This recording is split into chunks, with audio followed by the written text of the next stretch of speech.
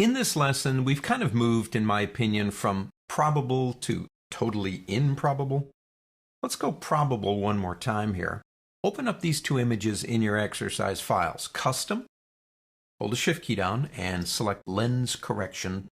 Double-click and they'll both open. Here we go. Let's start with lens correction right here.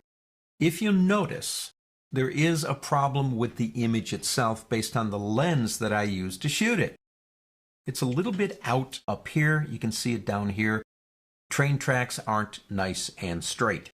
The cool feature in this program that allows us to fix this, assuming the lens is known. So it's a good camera, the information was recorded. We come up here to the word filter and go down to lens correction. In lens correction, we have an auto correction feature right here.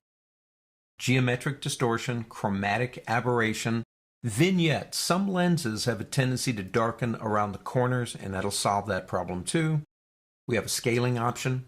The camera make is a Nikon. Now, if you have your camera model here, you can choose it. And if you know the lens, you can choose it. However, if you're not sure, just make sure it's on the make, Nikon, Canon, etc. Now watch what happens to the image when I turn on the preview. See how it corrected it?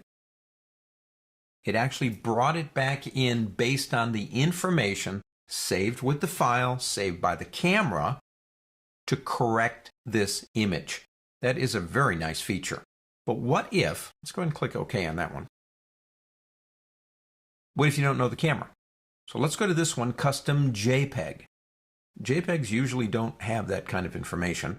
And you can see we do have a problem. You can see that bending up here. Let's do this. Let's go back in. Let's go down to, once again, lens correction. In lens correction, let's go into the custom tab. We don't have any information on this image, camera, lens, or anything. So we have to do it manually. We do have some settings here for default. We could use the previous or do custom. We're going to do a custom correction. And let's start. Now make sure preview's on so you can see it. Here's the distortion for geometrics here. And if we click that, watch the image.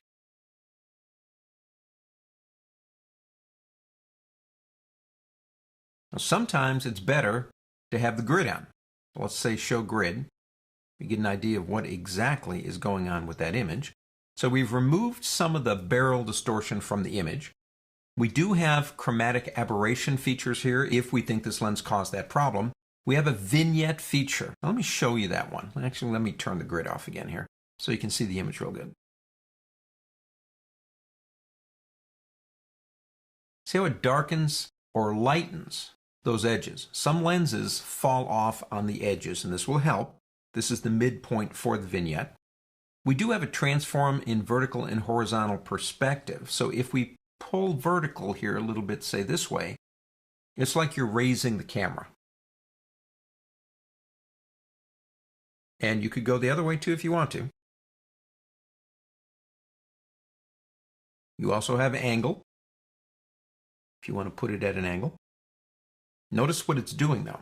It's recropping the image to fit the space. So it's enlarging it or it's making it smaller based on what you want to see here. Let's go ahead and look at scale, which is almost like telephoto. Now if we turn the preview off,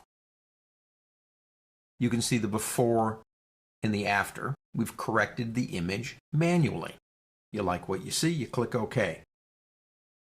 If your camera is a really good camera and it's saved the information on the lens and the camera itself, you might be one click away from fixing the image. But even if you don't have that advantage, you still have a custom setting that can do a whole lot for you too. On to the next.